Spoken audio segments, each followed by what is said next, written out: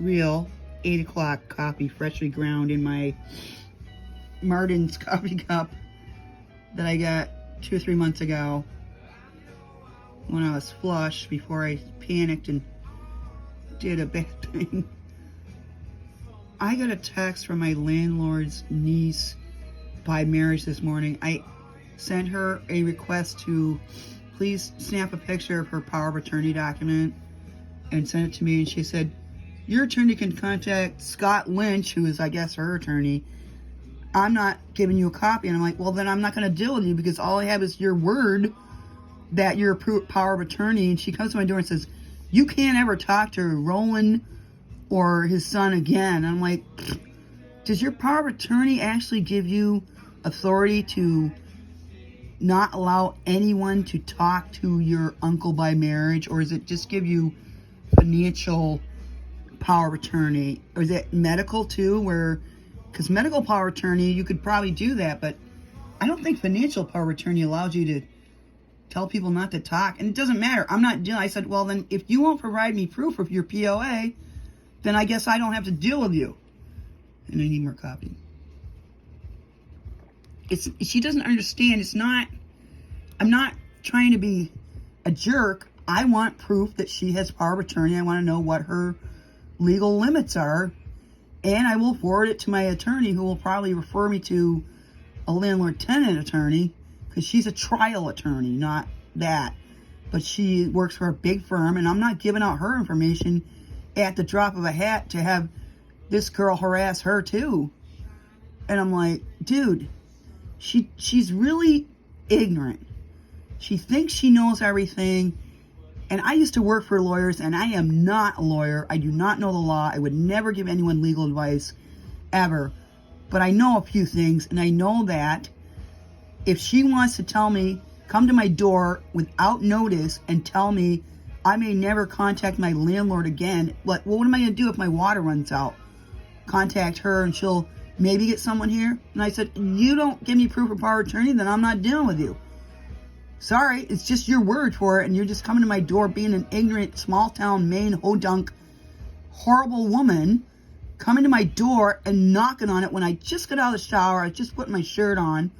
I'm in the bathroom, my hair is wet, I'm naked, and somebody knocks on my door, and the nephew, his son did the same thing. It was 6 o'clock at night. I'm in the washroom doing what one does, and he banging on my door, and I'm like, what the hell? And I'm like, just a minute, and he keeps banging on my door again. I'm like, why are you coming to my house without calling me first at 6, 7 o'clock at night? I do not want to be disturbed without advance notice unless there's some emergency.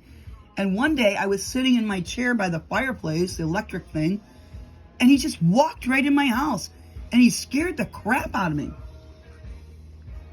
And when he was removing the chair, the power lift chair, which was supposed to be, he was either going to give me some money for it or barter some chores for it, which he never did because he's on drugs. And I found out he didn't even put it in the big house. He put it in the pole barn outside.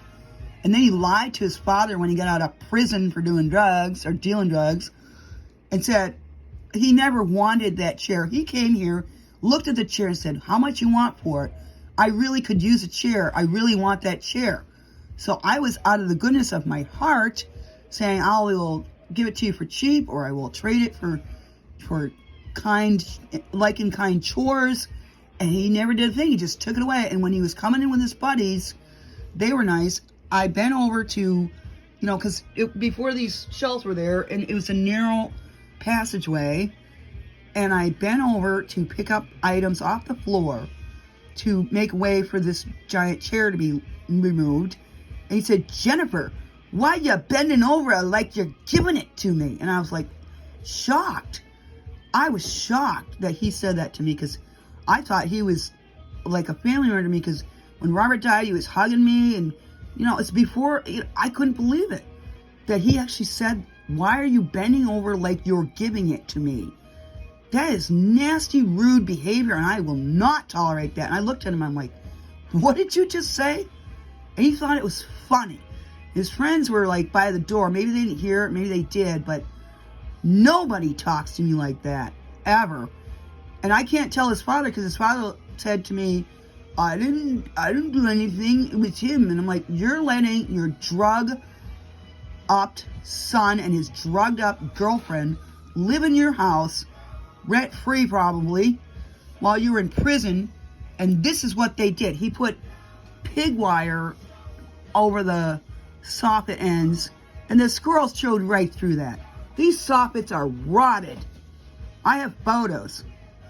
This whole place is run down, and all of a sudden, Christy, Roland's niece by marriage, wants to bring the code officer here, and she's going to fix everything up. And, by the way, she's going to serve me. And I'm like, go ahead, serve me, because I would love a chance to stand in front of a judge and show them photographs and show them that this person, whoever it is, her or Roland, has never attempted to fix this place up despite verbal promises. Nothing in writing, but by God, I don't have to have something in writing to make this house up to code. The chimney alone is bad enough. His son was fixing it last fall, and he said, I'm sorry, this is like this. And the other son said, my dad is a slumlord, I hate to tell you. And I'm like, yeah, I get it. And he gets out of prison, he comes to my door, 7 o'clock at night, no phone call, bangs on my door, and I was hyper as heck anyway because of his son. And I said, your son is a jerk. And he's like, I don't know where you're, I just got out of prison, feel sorry for me, I just got out of prison. I'm like, you're lucky you got out of prison, man. And we had words, and then he came back 10 minutes later, and we both said, let's calm down. He said, I'm throwing sand in your dooryard because I see my son didn't do it, and I don't want you to slip and fall. So he's nice about that stuff. Like, if he sees town trash bags in my dooryard before when he could leave, he would just pick them up and put them in his truck and take them to the transfer station for me. His son is a jerk. His niece is a jerk. His other son has washed his hands of them, rightfully so. And he's going to inherit this property someday, and he's got a lot of work cut out for him, and he knows it. But this is a really weird situation, and if she doesn't provide me with her POA, then why should I even talk to her? And I said, don't show up at my door again. I'm calling the cops if you show up, because that's harassment.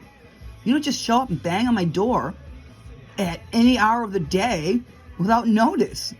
She's so stupid. I can deal with people who are intelligent enough to follow the law and be professional, and she is not. She's like, don't yell at me. I'm like, First Amendment, girl, you showed up at my door. I didn't yell at her anyway. And then she ran away when I said, you need 24 hours notice. It's the law. And she ran back to the truck and jumped in it. All I did was tell her what the law was. You know, I believe that's the law, that you have to give notice before you just show up at somebody's door like that.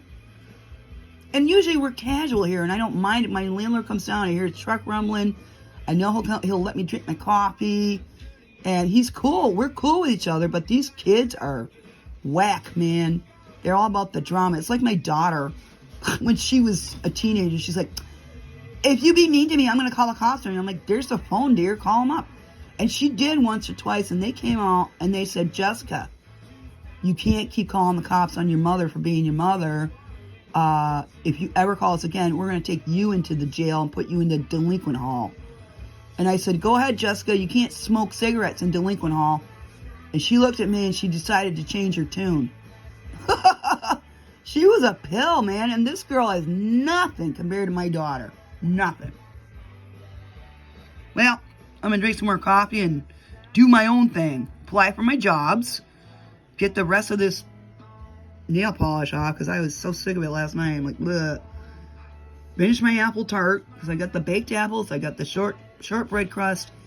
And it's not going to be baked again, but I'm going to make a chiffon out of the baked apples. And Robert loves chiffon pie. My Aunt Nancy gave me her chiffon pumpkin pie recipe. It's so good. And he just loved it much better than the heavy pumpkin pie. And it's mixed with like whipped cream and I forget what else. There's some eggs involved.